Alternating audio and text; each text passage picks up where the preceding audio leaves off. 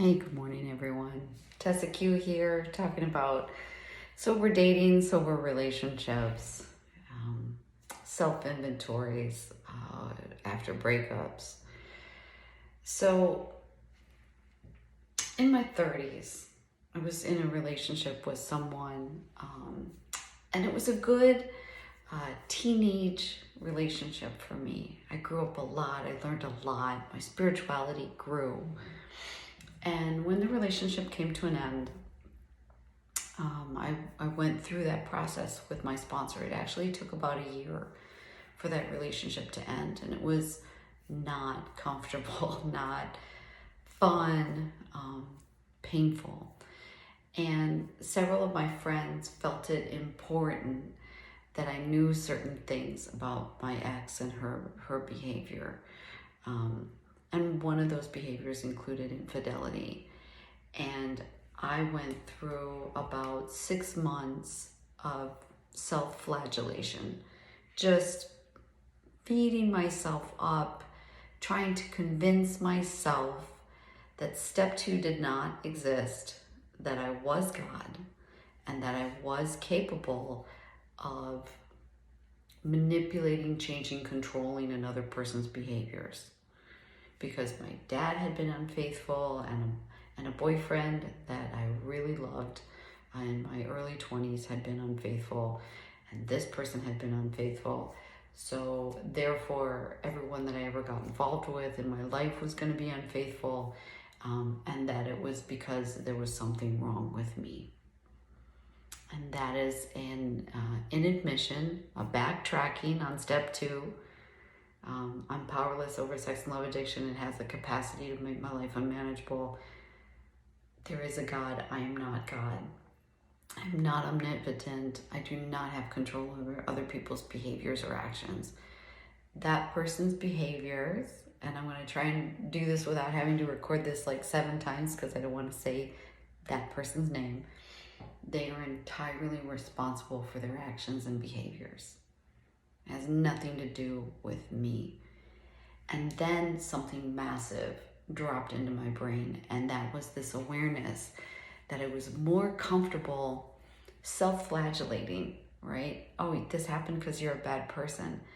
Then I was really stepping into the reality of vulnerability, which is I am vulnerable every single day.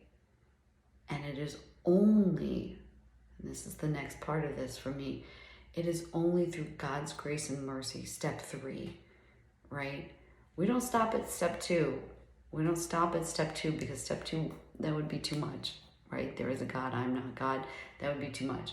But through a real step 3, God's grace and mercy, I'm safe, I'm loved, I'm protected.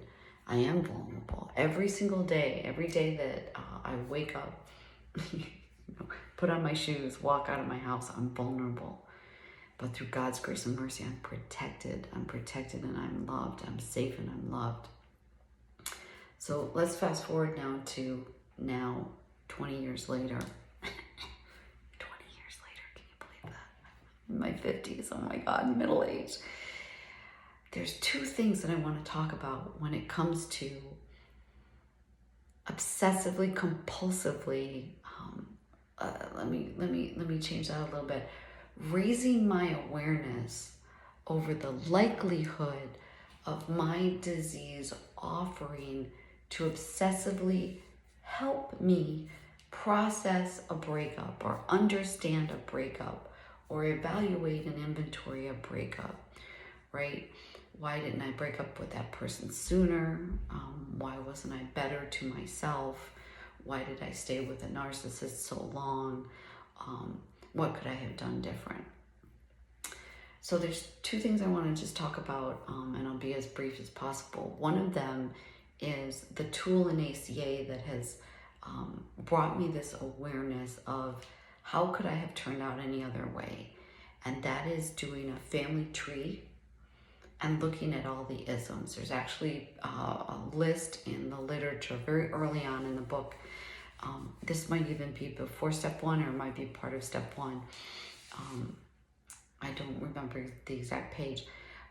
But putting down a family tree as far back as I could go, and then looking at all of the isms, right? The alcoholism, the drug addiction, the debting, the compulsive spending, the workaholism, the abandonment, some of the check running, some of the stealing, lying, cheating, you name it, putting those all where they belong, associated to family members. When I look at that, and I look at me as a product of all of those isms, and the Al-Anon bookend to this is the family disease of alcoholism and the generational shame. How could I have turned out any other way? How could I have turned out any other way? And that opens the door for me to self-forgiveness, self-compassion, accepting myself for where I was and who I was at that time, and allowing myself to really embrace, look at my spiritual growth over these 20 years. Look at how far I've come. Look at who I am today. And that lesson of that breakup really ultimately sculpts me into someone who is valuable to the next person trying to navigate a relationship, a normal course of a relationship and a breakup, right? With sobriety, with fidelity to self, not abandoning self. So those things really helped me kind of navigate that, right? Looking at my family history, really embracing step one from a self-loving, not critical parent anymore, but a supportive, loving, gentle, supportive inner parent, me talking to me, right? And then forgiving myself, accepting myself, and also giving myself a pat on the back and saying, hey, you know what? You did pretty good. That voice is always going to be there. You know, the voice is, the obsessive compulsion of the disease is always here, banging away, right? Why'd you waste so much time of your life? Why'd you waste your life on this person? You should have done this from the beginning. Meanwhile, that was the voice saying, don't leave. You'll be alone. You're fat and ugly. No one will ever love you. That was the voice that was doing it, right? So it's always there. Step one, I'm powerless. It has the capacity to make my life unmanageable.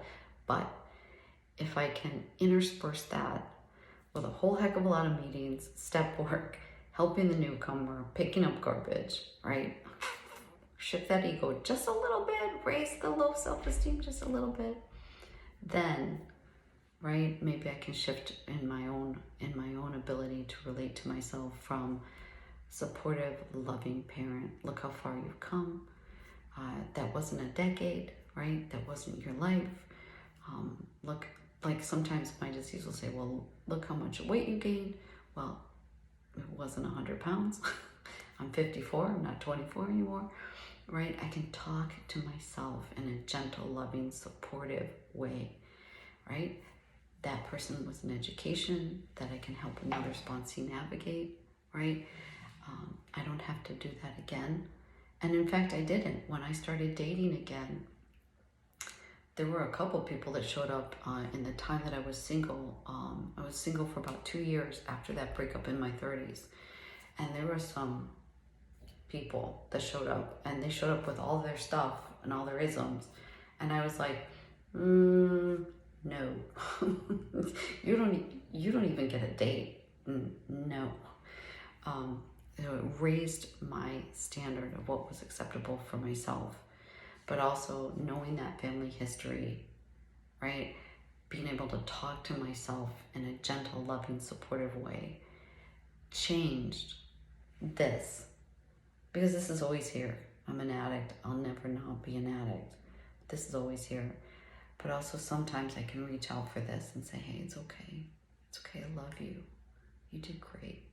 You really did great. Thank you guys for listening. All right. Love you all.